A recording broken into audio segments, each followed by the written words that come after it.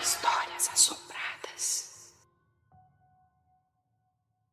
Que é este daqui. Meu espírito ajudou o espírito da minha mãe? Vamos ver. Acho que é uma moça, isso aí. Oi, Aninha. Já a partir desse ponto, nomes trocados. Muito obrigada. Aqui vou me chamar...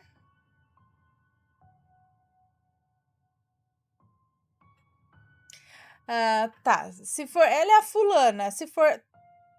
Tá, ela vai dar um nome aqui. Tudo bem. Nome fictício para ela. Ana, tá? Aqui vou me chamar de Ana.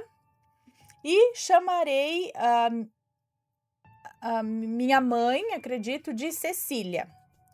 Então, me chamo Ana e tenho 25 anos. Minha mãe, Cecília, tinha 57 anos quando, em 21 de março de 2022, faleceu após ter um infarto em casa no dia anterior, no dia 20 de março. Então, é recente, eu sinto muito.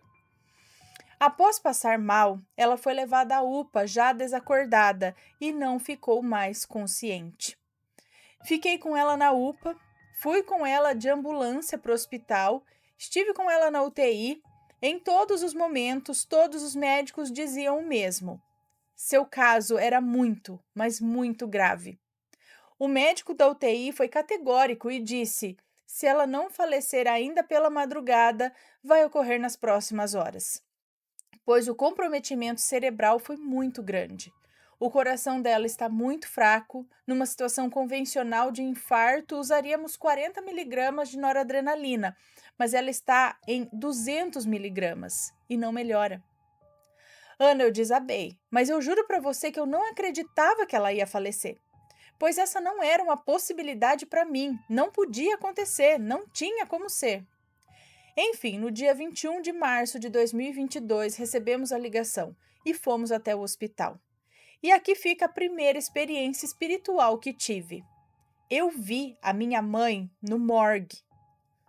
O morgue é o... Ai, como que fala?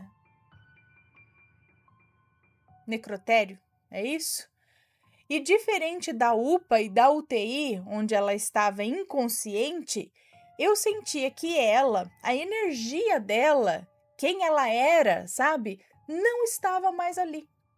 Ali estava apenas o corpo, mas eu não sentia mais ser a minha mãe ali. Entendi nesse momento que o espírito da minha mãe não estava mais no seu corpo, pois havia desencarnado. E exatamente por isso eu tinha essa sensação de que ela não estava mais ali. Ana, sempre fui muito cética, e o que hoje chamo de espírito, eu chamava de consciência, na visão mais científica possível. O sofrimento não há como descrever de forma fiel. O início, hospital, notícia de morte, velório e sepultamento, tem uma dor desesperada, que você sente vontade de rasgar o seu corpo inteiro para que a dor emocional fique em segundo plano. A dor no dia a dia não diminui, só é diferente. É uma dor amarga, pesada, sufocante. A dor da saudade, do arrependimento do que não foi feito, ou foi dito, enfim. Bom, conversei com a minha mãe o tempo todo, enquanto ela estava inconsciente na UPA e na UTI e também no velório. No velório, eu disse a ela que estava bonita, com a roupa que eu escolhi, e fiz questão de mandar um casaquinho, pois o dia ia fazer frio.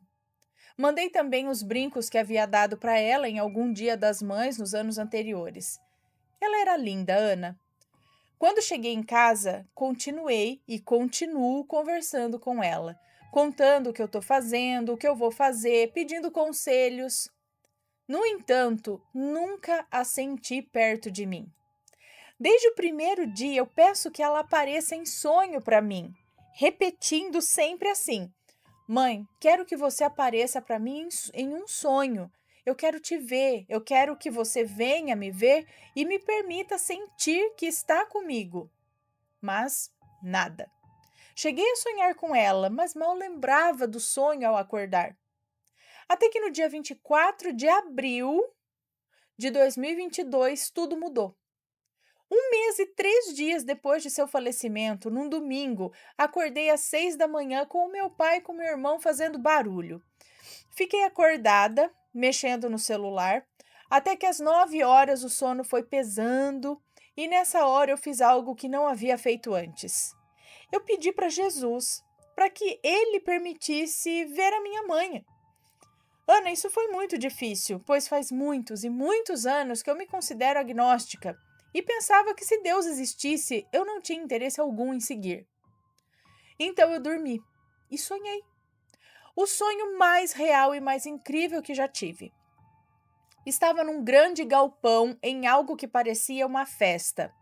Minha mãe saía de fininho desse galpão e eu ia atrás dela. E ao alcançá-la, perguntei meio que em sinais onde ela estava indo, pois a minha voz não saía. E ela respondia também fazendo sinais que ia até a UPA e que de lá iria para outro lugar.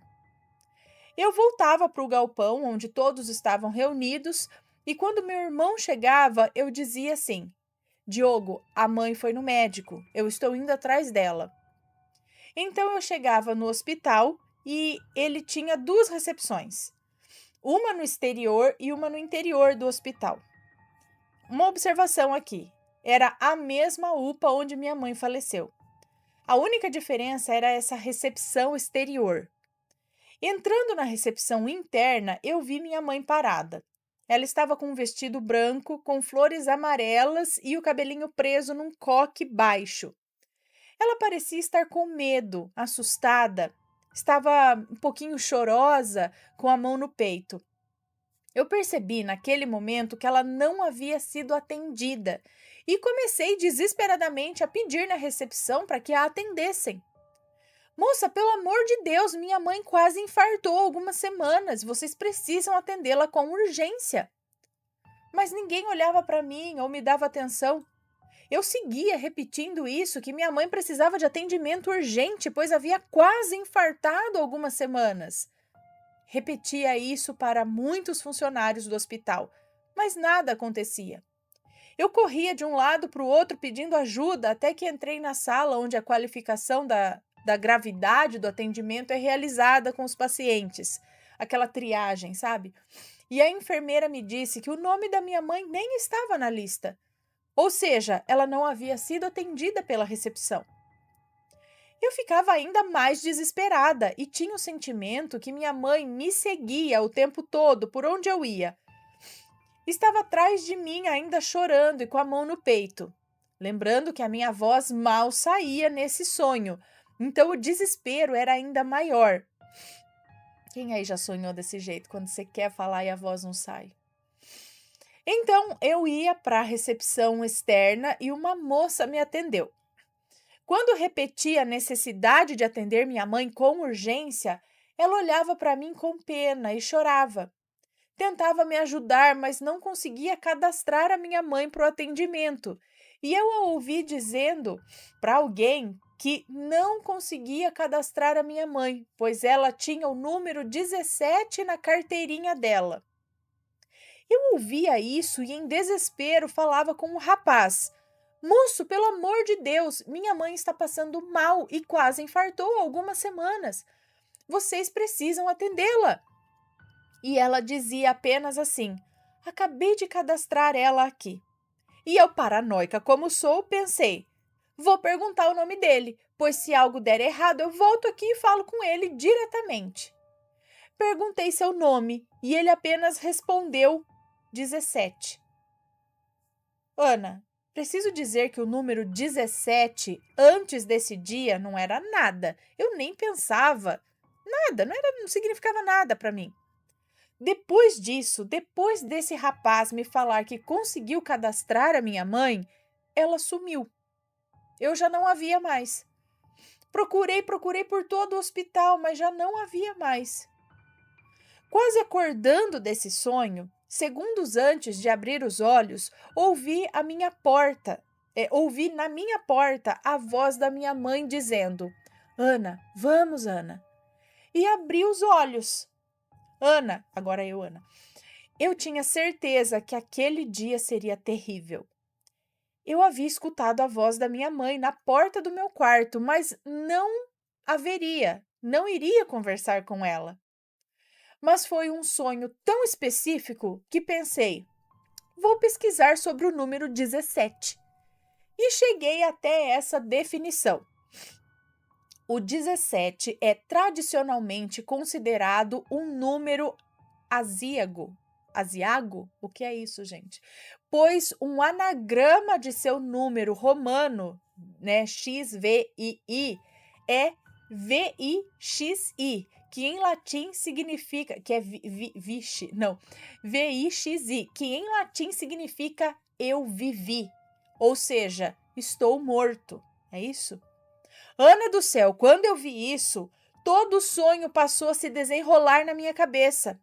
E aqui conto o que entendi dele. Entendi que eu estive em um hospital espiritual. Na doutrina espírita, kardecista, conforme pesquisei após o sonho, existem hospitais espirituais que acolhem os desencarnados para tratar o seu espírito. E acredito que o perispírito também, das mazelas do corpo físico que afetaram o espírito da pessoa. Esses hospitais espirituais costumam estar localizados em estradas, próximos a hospitais terrenos, em cemitérios, por exemplo. Pensei que talvez minha mãe estivesse, durante esse tempo, meio perdida com sua morte. O meu sofrimento extremo e o amor, cuidado e apego que ela tinha por seus filhos pode ter atrapalhado sua passagem plena. E naquele momento eu fui até o hospital espiritual para auxiliá-la, pois nos últimos anos criei uma relação de muita proteção e cuidado para com ela. Ninguém conseguia me ouvir, mas uma moça médium me ouviu e chorava ao me olhar com dó enquanto eu pedia ajuda para minha mãe, pois ela sabia que ela não tinha quase sofrido um infarto há semanas. Ela realmente havia falecido de um infarto. Mas por estar encarnada, a moça não poderia cadastrar a minha mãe no hospital espiritual, pois minha mãe possuía o número 17 na carteirinha, ou seja, ela estava morta. Mas o rapaz chamado 17 também estava desencarnado e pôde acolher a minha mãezinha. E assim foi feito, pois a partir daquele momento deixei de vê-la no sonho. Ana, com essas experiências, aceitei de fato que o mundo espiritual é real. E acredito que buscar respostas científicas para tudo, como eu fazia, te tiram a sensibilidade para receber e perceber sinais e respostas do outro plano. Esse foi o meu relato, espero muito que dê para entender, pois foi uma experiência tão incrível para mim. Quero falar para vocês, abracem suas mães e digam o quanto as amam, pois isso é o que faz mais falta. Mãe, eu te amo muito e vou sentir sua falta até que a gente se encontre de novo. Obrigada por ler meu relato, Ana. Eu amo muito o canal de vocês. Um grande abraço. Um grande abraço para você. Muito obrigada por dividir sua experiência com a gente.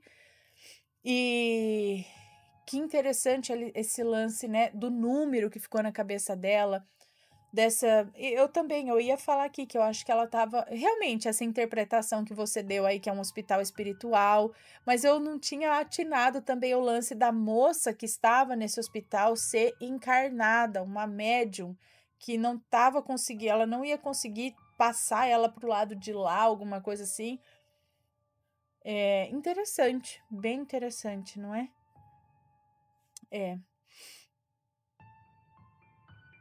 Deixa eu anotar, anotado.